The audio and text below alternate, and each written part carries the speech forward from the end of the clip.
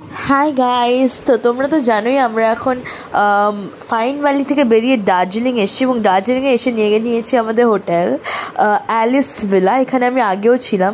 এই হোটেলটার মধ্যে না একটা ভিনটেজ লুক আছে। এই জানলাগুলোর বাইরে লনটা দিয়ে তোমরা দেখতে পারবে মানে পাহাড় একদম।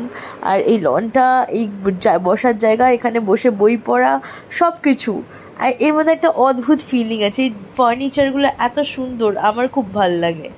এই এইখান থেকে বেরিয়ে পাহাড়টা আজকে ফগি ওয়েদার বলে দেখা যাচ্ছে না, না হলে দেখা যায়।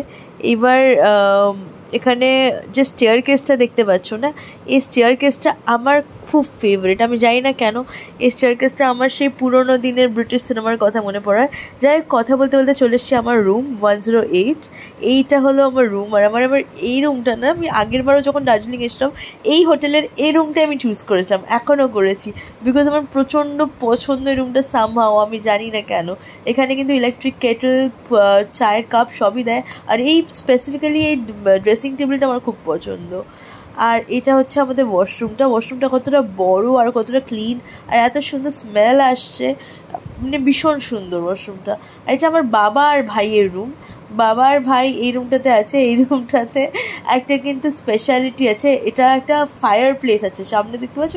রুমটা কিন্তু ফায়ার প্লেস আছে, এখানে একটা বসার সেট আপও আছে এবং ঢুকেই তোমার তারপর ওয়াশরুমটা আছে।